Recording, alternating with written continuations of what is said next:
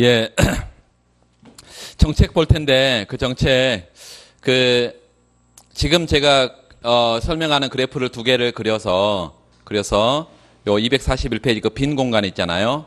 그 빈 공간에다가 나중에 노트 일단 그리세요. 노트에 그래서 정리를 하고 그 다음에 그 나중에 그래프를 여기다가 요 그래프를 대체하는 그래프를 좀 그려 놓으면 되겠습니다. 번호가 몇 번이지? 반가로 5번이에요? 반가로가 뭔데 지금 LM이야? 뭐야? 큰 7번이에요? 정책이니까 정책 가겠습니다. 요 ISLM 모형이에요. 앞에서 이제 ISLM 모형 나오면 항상 뭐가 있어야 돼, 여러분은? ISLM의 수식이 있어야 돼. 모든 여러분이 문제집을 보면 ISLM 모형에 대한 문제를 보면 처음에 기본 가정 혹은 수식 이래 가지고 그 수식이 있어요, 여러분이. 아까 외웠던 수식이. 그러니까 그거는 기계적으로 외워야 돼. 그리고 나서 이제 그래프 설명에 그 수식을 이게 활용할 수 있다면 그게 이제 실력인 거예요. 그래서 어떻게 돼 있었냐면 분석 모형이 IS 곡선은 상품 시장 균형이고요. 이 상품 시장 균형 소득 총 공급은 소비가 가처분 소득의 증가 함수고 플러스 투자는 이자율의 감소 함수고 마이너스 정부 지출은 외생으로 주어져 있어 이렇게.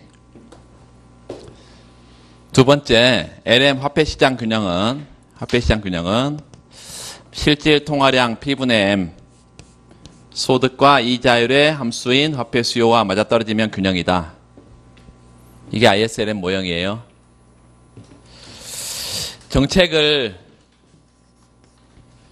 정부 지출을 변화시키는 정책, 이걸 재정정책이랬어.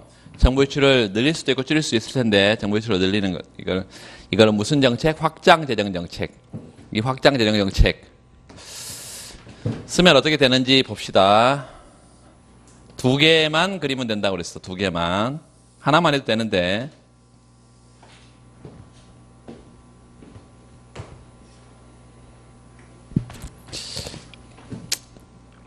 한 개만 먼저 하고 그 다음에 한 개는 나중에 또 추가해서 해보겠습니다. 아주 쉽게. 한 개만 가지고 ISLM이니까 RY 평면에 그냥 요 RY 평면 IS 곡선 아까 우하향한다고 이렇게 도출을 했어 우리가. LM 곡선은 우상향한다고 도출을 했고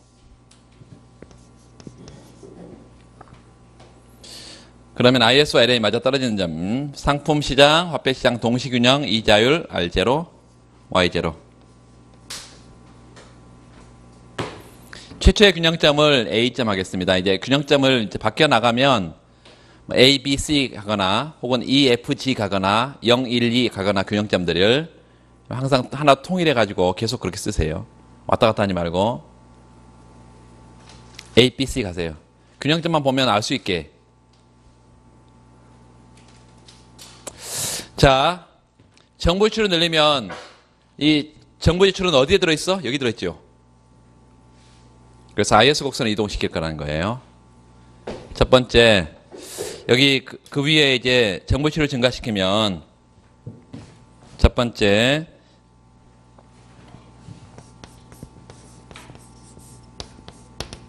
IS 곡선이 우측 갑니다.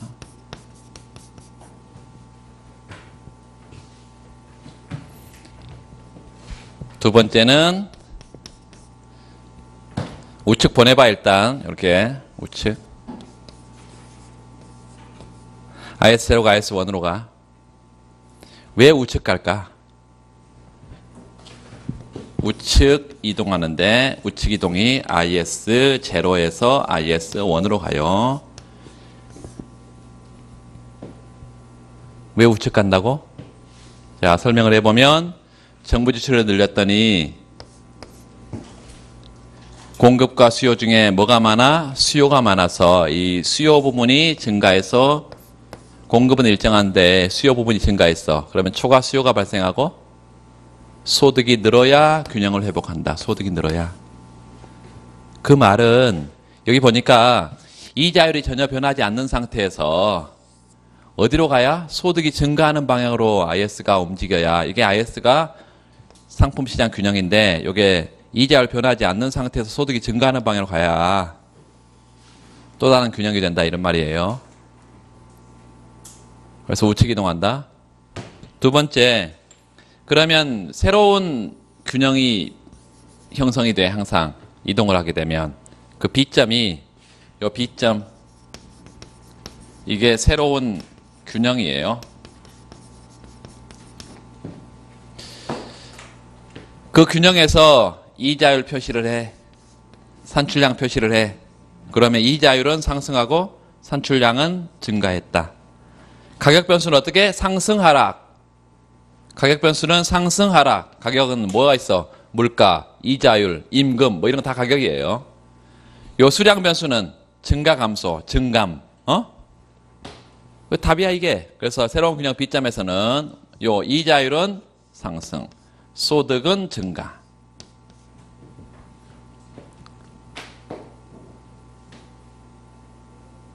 자, 이게 끝인데요. 요 끝인데, 이게 요 이자율과 소득이 이 모형 내에서 결정된다는 의미에서 무슨 변수? 모형 내에서 내생 변수. 그래서 반드시 정책을 쓰면 우리가 미시경제학에서 어떻게 했어요? 정책을 쓰면, 곡선이 이동할 때 물가가 변하든 뭐가 변하든 소득이 변하든 이동을 할 때 예산선이 움직였고 균형점이 이동했고 그 다음에 수요량이 변했고 뭐 이렇게 설명을 했잖아. 여기도 마찬가지예요. 정부 정책을 썼을 때 곡선이 이동하고 균형점이 이동하고 그 다음에 이자율은 어떻게 되고 소득은 어떻게 되고 여기까지 와야 끝이다, 이것이에요. 항상 내생 변수가 어떻게 되는지 설명을 해줘야 끝이야. 여기까지 하면 이게 끝이야. 그런데 이제 이 안에 이제 기본적인 추가적인 내용들이 들어있다는 거지. 이 정부 지출이라는 것은 소득에 영향을 받아요, 안 받아요? 안 받아. 봐야.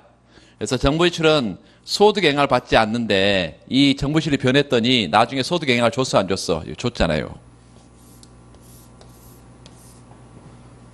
그래서 승수라는 게 있다. 승수라는 게.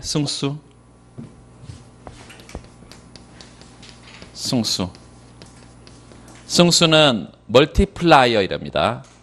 그리고 그 멀티플라이어가 가져오는 소득의 증감을 승수 효과라고 그래.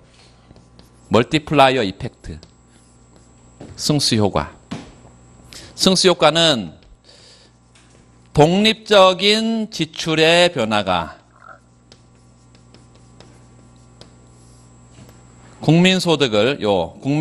요거를 얼마나 증가시키거나 감소시키냐, 그 증감 효과를 승수 효과라고 부른다. 이 독립적인 지출이라는 것은 투자라든가 정부 지출이라는 게 이런 것들이에요. 이 투자 정부 지출은 투자도 이제 우리가 이자를 감소할 수 있는 투자도 있지만 독립적인 투자도 있어요. 그래서 독립적인 정부 지출이 변했을 때 소득을 얼마나 증가시키냐, 이게 승수라는 건데 이게 승수 효과고. 자, 보세요. 이자율이 아무런 변화가 없었을 때 여기까지 IS 곡선이 움직입니다. 이런 점을 A 프라임. 이자율 변화가 없다면 소득이 이렇게 크게 증가했을 거야. 그런데 소득이 이자율 상승을 통해서 일정 부분 지금 이렇게 감소하고 있네.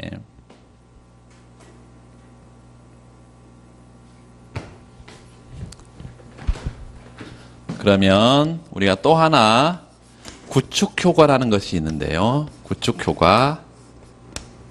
이건 이제 영어로 쓰세요. 멀티플라이어 이펙트. 여기 다 나와 있어. 그 다음에 여기는 구축 효과는요. 크라우딩 아웃. 그래서 구축 효과라는 것은 이런 의미예요. 정부 지출이 이렇게 증가했을 때 아까 뭐가 는다 그랬어? 총수요가 증가하지. 정부 지출 증가에 따른 총수요 증가. 이게 뭐를 변화시키고 있냐면 요 이자율을 상승시켜서요. 이자율을 상승시켜서 요 곡선을 따라서 뭐를 변화시키고 있냐면 투자를 감소시키고 있습니다. 이자를 상승시켜서 이자율과 역관계에 있는 투자가 감소하는 이 효과. 이 투자도 당연히 총수요의 구성 요소니까 총수요의 감소죠.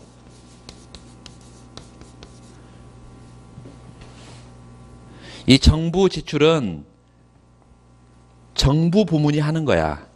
그래서 이걸 공공 부문의 지출의 증가가, 투자는 민간이 하는 것입니다. 민간 부분의 투자 지출을 감소시키는 현상. 정부 지출의 증가에 따른 공공 지출의 증가가 민간 투자를 내쫓는, 구축시키는 이런 효과, 이거를 구축 효과, 크라우딩 아웃 이펙트 이렇게 부른다. 그래서 여기서 어디까지 처음에 구축 효과가 없었다면 여기서부터 여기까지 소득이 늘었을 거야. 여기까지 늘었을 거예요. 그런데 구축 효과 때문에 일부 소득이 지금 감소하고 있고, 이런 것들을, 이게 최초의 애교, 여기 최초의 승수예요. 여기 이 부분이 어디라고? 최초의 승수 효과. 그 다음에 소득이 일부 떨어지는 요거를 구축 효과 이렇게. 여기 최초의 승수 효과. 요거는 구축 효과. 그래서 최초의 승수 효과와 구축 효과가 있다. 두 가지를 얘기했고, 사실은 근데 여기 소득 증가는요, 여기 소득 증가는 실질적으로 소득이 증가하는 것은 Y0에서 Y1까지만 증가한 거죠. 그래서 이 부분이 소득 증가 부분이야. 처음에 이만큼 늘었던 게 중요한 게 아니고 구축되고 남은 소득이 중요한 거죠. 그래서 이게 이제 ISLM에서 승수입니다. 이게 ISLM에서 승수 효과야. 그럼 최초의 승수 효과라는 것은 조금 이따 얘기하겠지만 평면을 하나 더 그리면 이제 소득 지출 모형이 나와. 그 소득 지출 모형에서 승수예요. 요거는 조금 어렵습니다. 이제 소득 지출 모형에서 이게 최초의 승수 효과가 이만큼 나타나고, 소득 지출 모형은 뭘 고려하지 않아? 이 투자의 감소 함수인 이자율을 고려하지 않아요. 투자가 외생으로 주어져 있어. 그런데 여기는 이제 이자율이 변해, ISLM에서는. 그래서 이 ISLM의 이자율 변화에 따른 민간 투자 구축을 얘기하고, 남아있는 것이 이게 어디서 승수라고? ISLM에서 승수야. ISLM 모형에서 승수예요.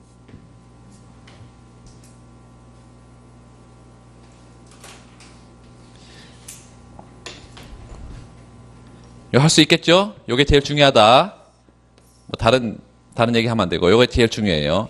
정부 지출을, 정부가 확장 재정 정책을 시행했을 때, 여러분 답안을 이렇게 쓰면 안 됩니다. G가 이렇게 해서 올라갈 때 이렇게 쓰면 안 되고, 어떻게 써야 한다고?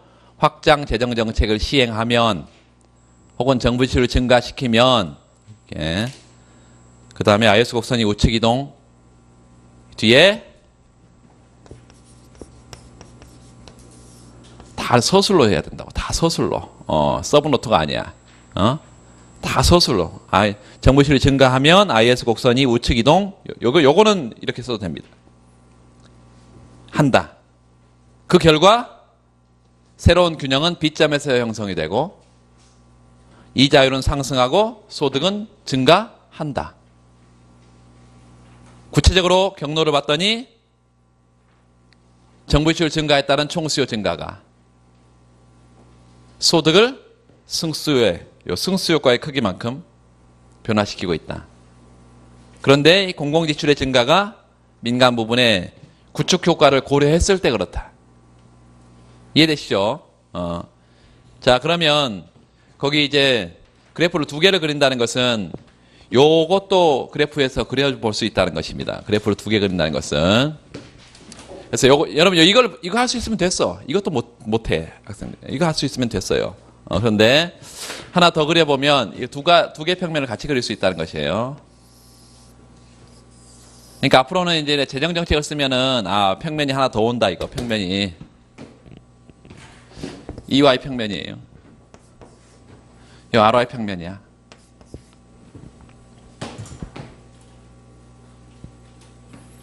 EY 평면에 소득 지출 모형이 이렇게 생겼어. 이거 그릴 수 있다는 게 중요한 거예요. 그릴 수 있다는 게.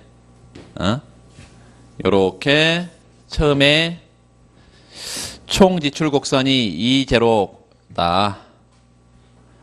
소득은 Y0다. 최초의 균형점은 A점이었다.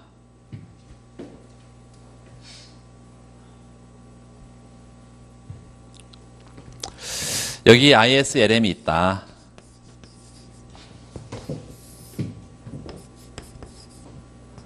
요 상품 앞에 동시균형의 이자율은 처음에 R0다. 산출량은 Y0고 그리고 최초의 균형점은 A점이다.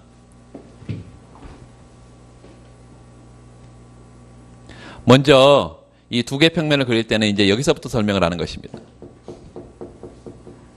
정부유출을 늘리게 되면 처음에 이거 똑같아요. 정부유출을 늘리게 되면 이 정부유출은 어디 들어있어? 이 총지출 곡선에 들어있다. 총지출 어떻게 생겼으니까 C 플러스 I 플러스 G 이렇게 돼 있어. C 플러스 I 플러스 G. 그래서 요 총지출 곡선, 요 총지출 이게 총지출 곡선이 우측으로 이동한다. 우측이 상방.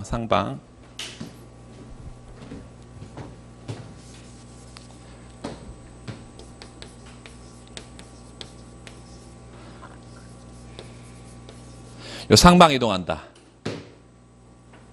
그러면 새로운 균형점에서 일단 이동시켜요. 이렇게. 그럼 새로운 균형점에서 소득이 Y1으로 이렇게 증가한다. 이게 땡이에요. 상방 이동하고 그 결과 새로운 균형점 B점에서 요 B점 소득은 증가해. 물론 소득만 증가하지 이자율이 안 변하는 모양인데 기본적으로 처음에는 안 변해요. 그래서 이 소득이 증가한다. 이 정부유출 증가에 따른 소득이 얼마나 증가하냐. 이게 승수라는 것입니다. 얼마나 증가했어 지금? 요 Y0에서 Y1까지 증가했어. 이게 승수. 자, 그런데 요 ISLM을 보면 이제 저걸 그대로 추가하면 돼요. 똑같이 정부유출 증가하면 요 총지출 곡선이 상방 이동하면서 IS 곡선 우측 갑니다.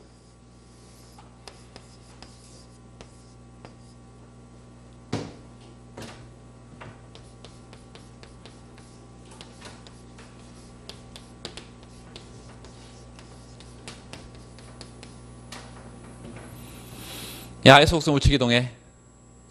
그러면 자 보세요. 이자율이 아무런 변화가 없을 때 여기 이자율 변화 고려한다고 안 한다고? 안 해. 약간 안 해요. 이자율 변화 고려 안 해. 그래서 이자율 변화가 아무런 변화가 없을 때 균형점이 B점이야. 소득은 Y1까지 늘 거예요. 이게 Y1까지 늘어요. Y0에서 Y1까지. 그런데 요 IS 곡선 우측 이동해서 LM과는 지금 안 만나고 있으니까 불균형인데요. 불균형인데 이자율이 상승하면서 이런 점으로 C점으로 가게 되고 이자율 상승은 R1으로 소득은 다시 일정 부분 떨어진 형태로 Y2로 이렇게. 그래서 소득이 요만큼 늘었다가 다시 일부가 구축이 되고 일로 온다. 이렇게. 요게 중요합니다. 요 균형을 맞춰주는 게 중요한데 어떤 걸 맞춰주는 게 중요하다고? 요거요. 요게 B점이야.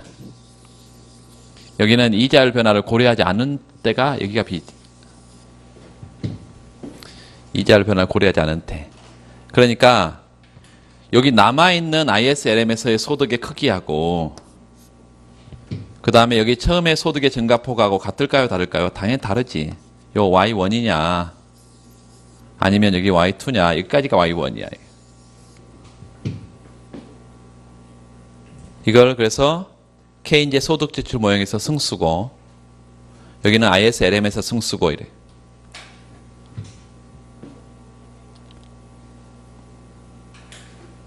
일단 우리가 말로 설명할 수 있고 그래프를 그릴 수 있어야 그 다음에 수식이 의미가 있는 거예요.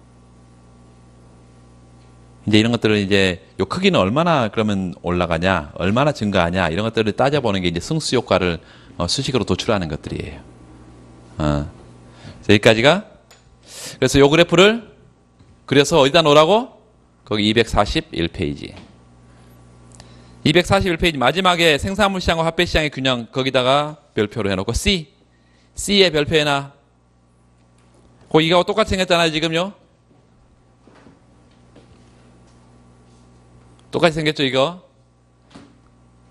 거기 Y0에서 요 Y0에서 Y1까지 요 화살표를 하나 해놓고 다시 돌아가는 것도 화살표 하나 해놓고 Y0에서 Y1까지 화살표하고 이걸 최초의 승수 효과. 최초의 승수 효과는 이걸 말한다. 최초의 승수 효과요. 소득지출 모형에서 여기 승수.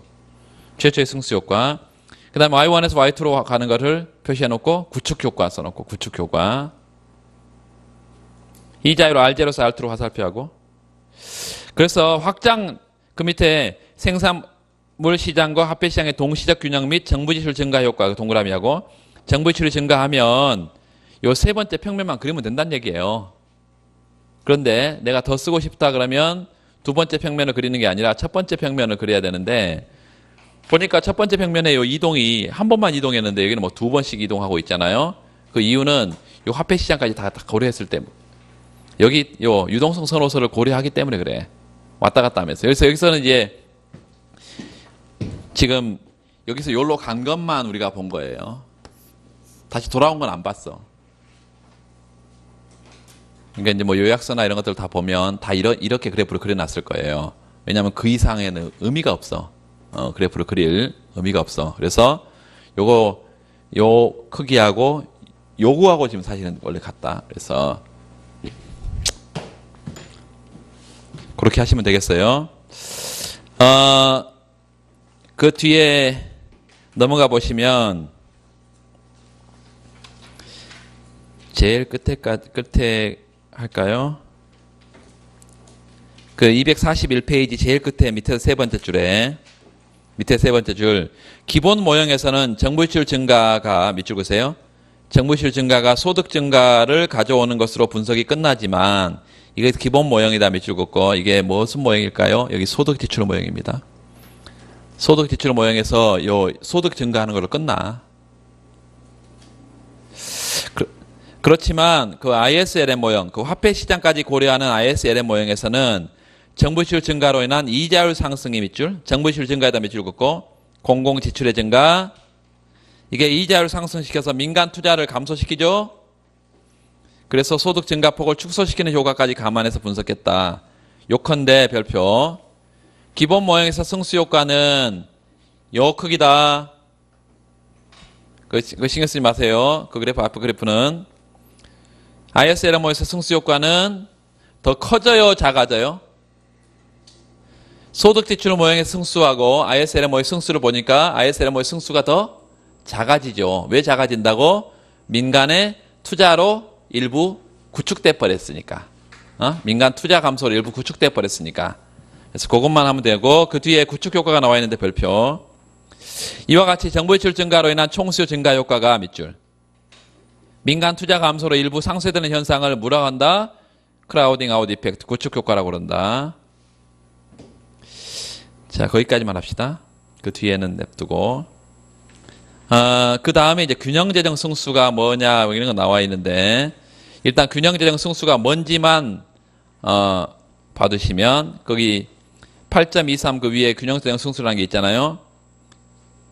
거기 정부 지출 증가에 따른 균형국민소득 증가분, 여기다 밑줄 긋고, 정부 지출 증가에 따른 균형국민소득 증가분, 여기다 밑줄 긋고, 기본적으로 저 위에 보면 8.21 바로 위에 균형재정, 저 위에 한 편 있잖아요.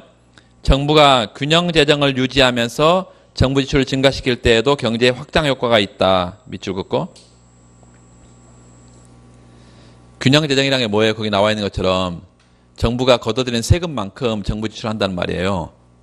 그러니까 민간으로부터 뺏어간 만큼 다시 쓰는데 아무 효과가 없을 것처럼 보이지만 그 효과가 있다고 했잖아. 확장 효과가 있다. 그래서 균형재정 승수는 정부 지출 증가하고 조세 규모가 똑같아서 이제 여기서 균형에 대한 성수하고 여기서 균형에 대한 성수가 사실은 다르죠. 왜냐하면 왜 다르냐면 여기는 구축이 있으니까 다르고 여기는 구축이 없으니까 더 큰데 균형에 대한 성수는 ISLM과 여기서 지금 다른데 그거를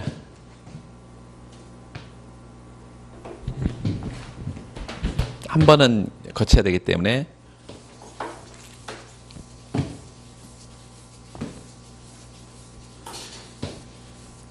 수식이 나오면 좀 어려워하니까 학생들이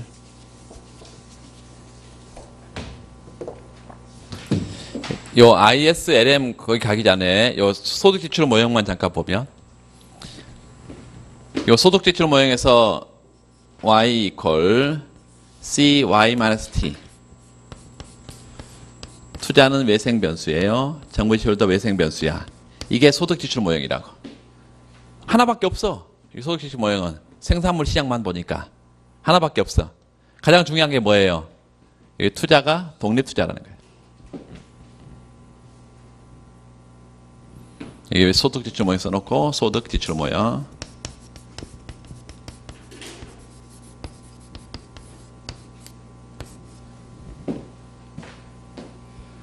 요거 다시 한번 써보면 이렇게 쓸 수 있습니다. cy 마이너스 ct 바 플러스 i 바 플러스 g 바 뭘로 정리를 한다고? 똑같은 거를 한 군데로 모아 1 마이너스 c y 나머지 이 가로 안에 다 넣으면 되겠지. 마이너스 ct 바 플러스 i 바 플러스 g 바 이렇게. 결론으로 y는 1 마이너스 c 분의 1 괄호 안에 다 넣으면 됩니다.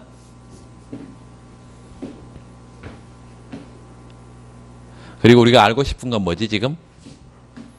알고 싶은 거는 ct 바 플러스 i 바 플러스 g 반대.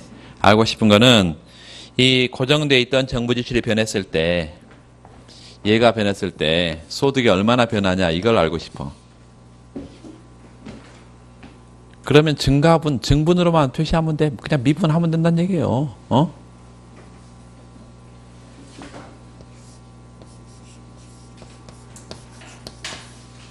얼마야?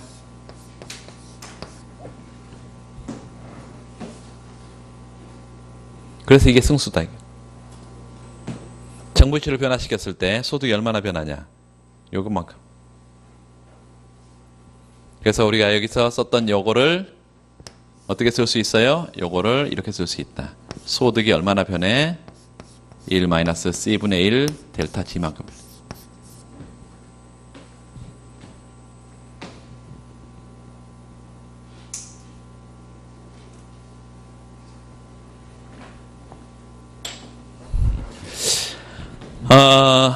ISLM의 연립은 다음번에 하겠습니다. 화폐금융정책 볼게요.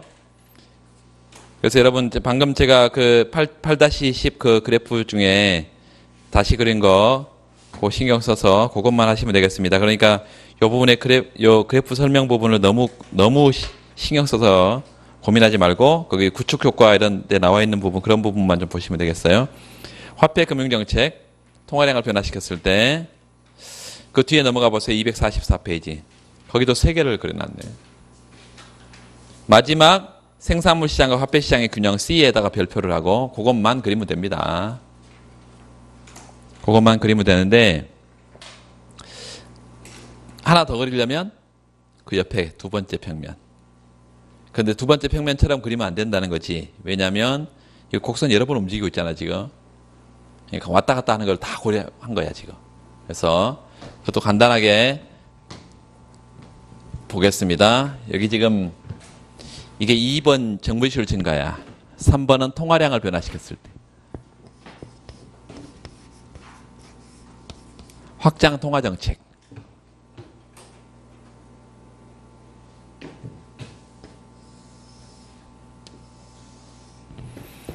RY 평면에 IS는 우하향하고 LM은 우상향해.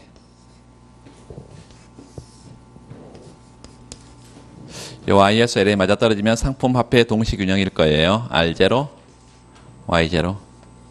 최초의 균형점은 A점이야.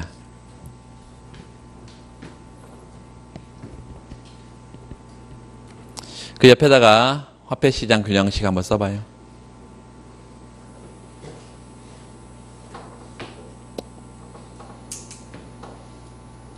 화폐시장 균형식을 써.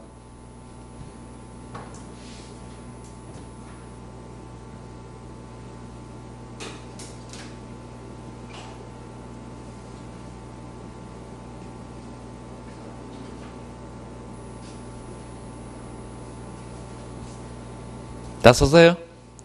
자, 화살표로 통화량이 증가한다. 화살표 표시해봐. 화폐 시장에 공급이 많아요? 수요가 많아요? 공급이 많아서 초과 공급이다.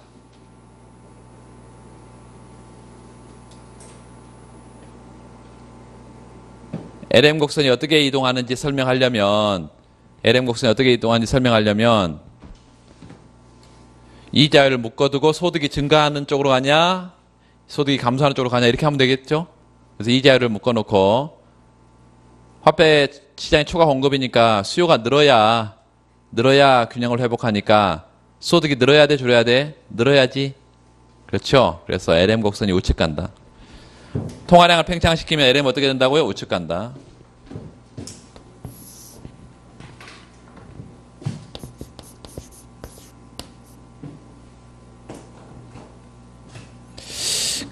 그리고 새로운 균형점을 찍어서 B점이고 이 자율은 어떻게 되고 떨어지고 소득은 어떻게 되고 증가하고 이 자율은 R1 소득은 Y1 이 자율 떨어지고 소득이 증가한다. 이 땡이에요.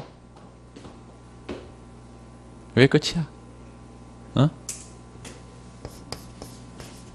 통화량을 팽창시키면 LM이 우측 이동하게 되고 우측 이동 어떻게 LM 뭐가 제로가 뭘로 LM 1으로 이렇게 우측 이동하고 새로운 균형점 B점이죠. B점에서 이자율과 소득이 어떻게 되는지만 설명하면 된다니까. 이자율 떨어지고 소득은 증가하고.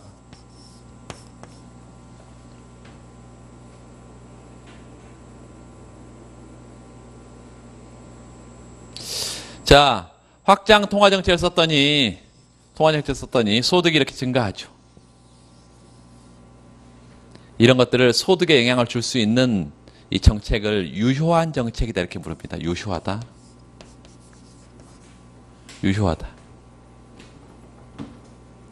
좀 특수한 경우를 한두 가지 보면서 여러분들의 지적 호기심을 별로 호기심 안 난다. 특수한 경우를 잠깐 보겠습니다. 특수한 경우. 아까 특수한 경우는 이제 IS가 수직이거나 뭐 LM이 수평이거나 뭐 이런 상태야.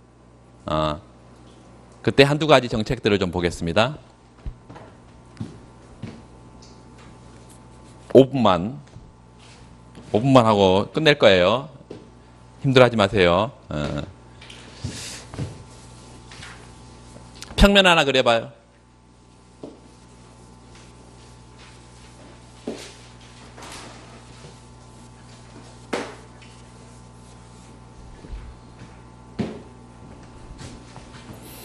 ISLM 평면을 그리는데 IS를 수직으로 한번 그려볼까?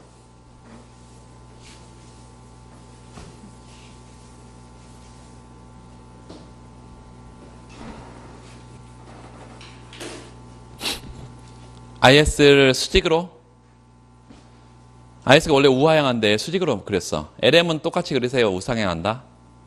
최초의 균형점 A점 표시하고 수평 수직의 점선을 보내서 소득과 이자를 표시하세요.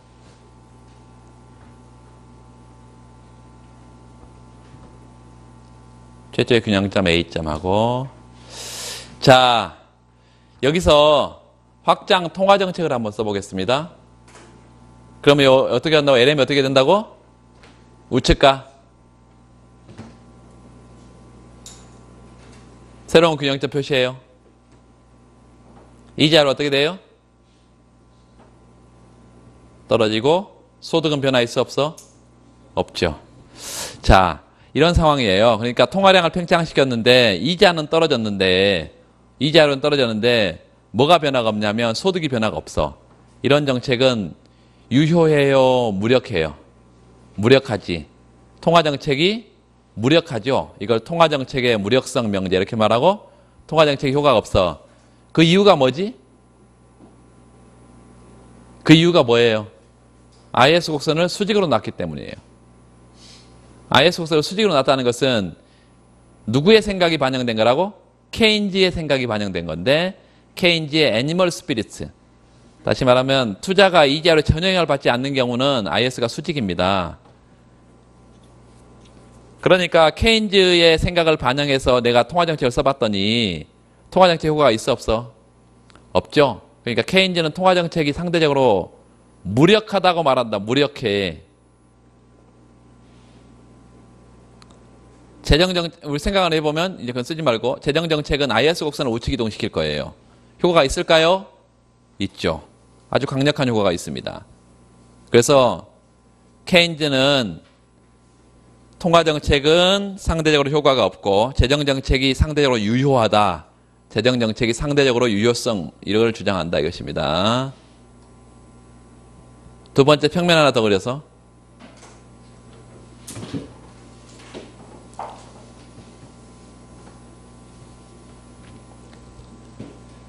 하나를 LM을 수평으로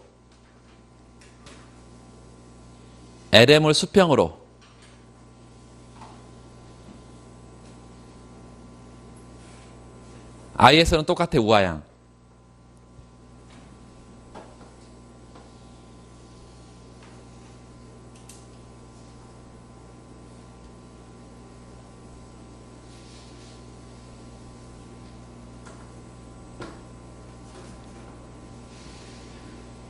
자, 최초의 균형점 표시하고 A점. 그 옆에다가 이제 재정정책, 통화정책 다 해볼 거예요. 먼저 반가로 1 해서 통화정책. 반가로 1 통화정책. 통화량을 팽창시키면 어떤 곡선이 어떻게 움직인다고? LM 곡선이 우측 가봐야 균형점이 바뀌어요? 안 바뀌어요? 안 바뀌어. 확장 통화정책은 소득에 아무런 영향을 주지 못해.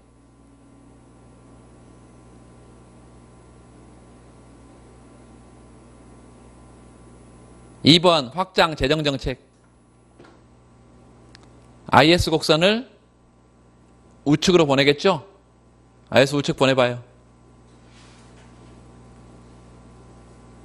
새로운 균형점에서 소득이 늘어 변화 없어요.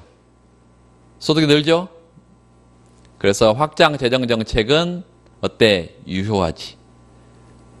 지금 둘 다 IS를 수직으로 가져간 거나 LM을 수평으로 가져간 거나 다 케인즈의 생각이에요. 그래서 결과적으로 거기도 보니까 재정정책은 효과가 있고 통화정책은 효과가 없게 나왔어. 케인즈의 생각들은 그래요. 그렇다면 우리가 앞으로 이제 극단적인 케인즈의 정책 효과 분석에서는 항상 IS를 수직은 아니더라도 가파르게 그려야 되고 LM은 수평은 아니더라도 아주 완만하게 그려야 됩니다. 정책 효과 분석에서. 거기까지만 하고 내일 또 이어서 또 하겠습니다.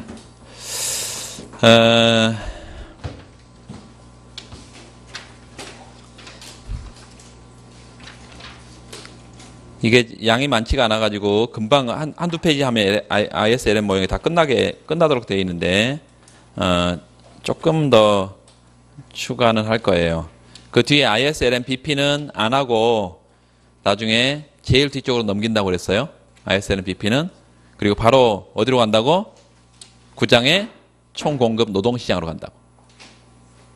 그래서 오늘 한 부분을 여러분 체크를 해서 다 읽지 말고 오늘 한 부분을 여러분 체크해서 꼭 읽어야 됩니다. 그리고 거기에 밑줄을 그어. 읽었다고 표시를 반드시 해. 책이 지저분해야. 지금은 지저분하면 별로 마음에 안 들겠지만 여러분 시험 계속 가까이 가면 갈수록 책이 손때가 많이 묻고 지저분해야 마음이 안정이 돼. 어떤 사람은 일부러 묻히는 사람도 있어. 그래서 오늘 여기까지 하겠습니다. 수고하셨습니다.